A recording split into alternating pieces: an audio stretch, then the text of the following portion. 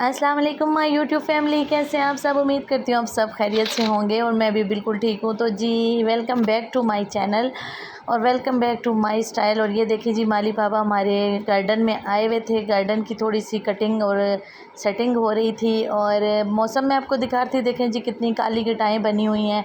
तो मैंने कहा आज जी आपको अपने गार्डन का यहाँ से ही नज़ारा कराऊँ। और ये जी देखें साफ़ सुथरे कमरे, बिल्कुल कोई जा ही नहीं रहा था, पड़े थे। तो आज है जी मेरे किचन में, तो मैं जी बना रही थी आज दही फुल्कियाँ, जिसे कह लें छोटी छोटी वाली, जिसको बूंदियाँ भी बोलते हैं, जो बाज़ार से मिलती हैं।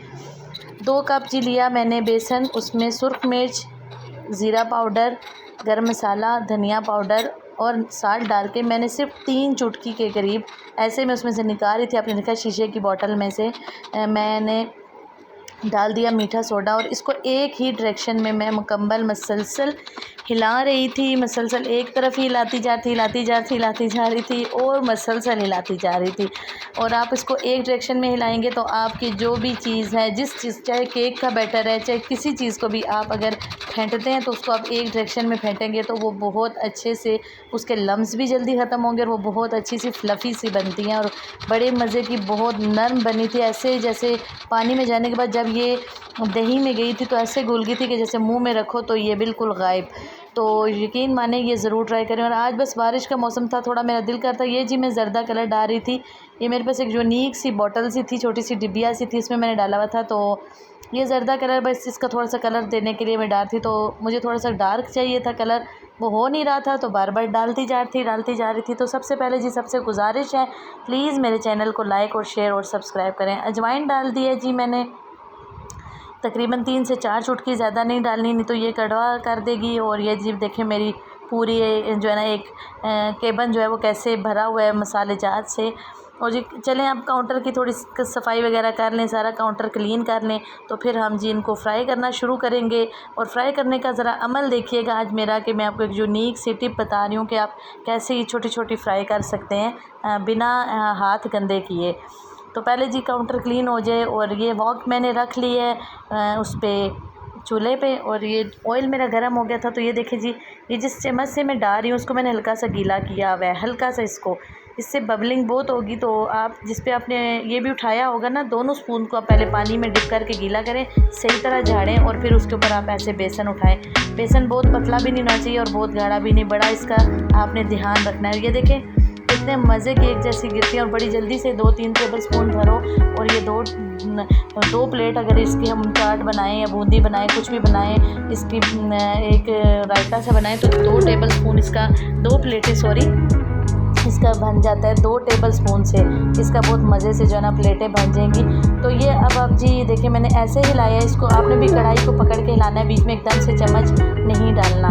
तो बस मैं ऐसे ही भर के बनाती जा रही हूँ। मैंने कहा सारी आपसे तरीका जो है ना सारा शेयर करूँ। तो एक इसका जो है ना बन उतर गया था, तो अब दूसरा डाला हुआ है मैंने, और ऐसे ही तीसरा 3 दफ़ा में मैंने बनाई थी। थोड़ी सी 3 प्लेटें बनी थी और बहुत अच्छी लगी थी सबको, बहुत यमी बनी थी। ऐसे आप रमज़ान में भी बना सकते हैं। तो ये जी मैंने अपना ही आधा किलो दही बनाया हुआ था, उसमें से मैं थोड़ा सा इसलिए रखती हूँ क्योंकि मैंने नेक्स्ट फिर दही को जो है ना फिर बनाना होता है, तो उसकी जाग लगानी होती है।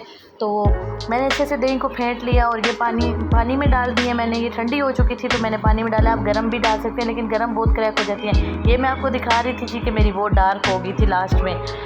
चटनी बनी हुई थी, चटनी भी मैंने इसमें शामिल कर दी। पुदीने धनिए की ये चटनी है और लहसुन की, दही में ही बनी हुई थी। और ये मैंने ज़ीरा पाउडर और इसमें थोड़ा सा साल्ट डाला है। इसमें कटा हुआ प्याज और धनिया और न्याज वो है, ये मैंने ऐसे डाल के इसको हिला लिया। इसमें थोड़ा सा मैंने आधा गिलास और पानी डाला था, बहुत गाढ़ा था भी ये दही। और बस फिर मैंने थोड़ी सी सुर्ख मिर्च डाली आपके सामने, 1 चुटकी सिर्फ, क्योंकि मैंने जो चटनी डाली है उसमें सब्ज़ मिर्च काफ़ी ज़्यादा है। तो ये जी मैं इसमें डालती जा रही हूँ, फिर ऐसे ऐसे दबा के इसमें से पानी निकाल के इसमें डाल रही हूँ। और बस फिर मैं हिला के इसको रख दूँगी। और ये थोड़ा सा जब दही को अपने अंदर सोख कर लेंगी तो यकीन माने बहुत मज़े की बनी थी। चाय का कप और ये मज़े की जो है ना ये फुल्कियाँ सी कह लें, बूंदियाँ कह लें, जो जिस इलाके में जैसे जैसे बोलता है, मुझे ज़रूर कमेंट करके बताइएगा मेरी वीडियो के बाद कि सब इसको क्या बोलते हैं। तो जी मैं आज भुना हुआ दही वाला गोश्त बनाऊंगी। इसे दही वाला गोश्त ही कहते हैं, योगर्ट गोश्त। तो इसके लिए मैंने सब कुछ ब्लेंडर में डाल के ब्लेंड कर लिया, प्याज, लहसुन और टमाटर। एक लहसुन इसकी कलियाँ जो है वो 6-7 जाएंगी। छोटे साइज़ का एक प्याज, और मैंने इसलिए वो बड़े साइज़ का प्याज था वो आधा डाला है, और टमाटर भी एक ही जाएगा क्योंकि इसमें दही भी जाएगा आधी प्याली। और बस इसमें ये ज़ीरा, इसमें मैंने डाला है जी सूंड डाली है गोश्त की स्मेल ख़त्म कर ले, और साल्ट डाल के इसको भूनूंगी। आप हमेशा गोश्त को ऑयल में भूनते वक्त सूंड और साल्ट डाल के तो इसको भुना करें, इससे गोश्त की स्मेल बहुत मज़े की हो जाती है, देगी देगी सी हो जाती है सूंड डालने से। सूंड का मतलब कि अदरक पाउडर। तो ये डाल के मैं इसको अच्छे से इसकी बुनाई करने के बाद एक बहुत बड़ी भी मेरे पास पीस था जिसे नली पीस कहते हैं, वो भी मैं इसमें रखूँगी। आज बस हमारा मूड हो रहा था बारिश में भुना हुआ गोश्त खाने का, हालांकि ये मर के 2 प्लेटें ही बनी होगी, बिल्कुल थोड़ा सा सबके लिए था, लेकिन बहुत मज़ा आया क्योंकि भुना हुआ था तो खाने भी कम ही हुआ है, इतना ज़्यादा खाने भी नहीं हुआ, और ना ही हम इतना ज़्यादा खाते हैं। फिर जी थोड़ा सा अदरक पाउडर और लहसुन और साल्ट के साथ भूनने के बाद मैंने इसमें इसका ब्लैक पेपर डाल दिया। ब्लैक पेपर इसके फ्लेवर को दुबाला कर देता है। जब इसमें हम और मज़ीद स्पाइसेस डालेंगे तो ये ब्लैक पेपर का टेस्ट आपको बिल्कुल अलग से बीच में आएगा, महसूस होगा शुरू में डालने की वजह से। और ये कुटी हुई ब्लैक पेपर है, आपने पाउडर फॉर्म में नहीं डालनी।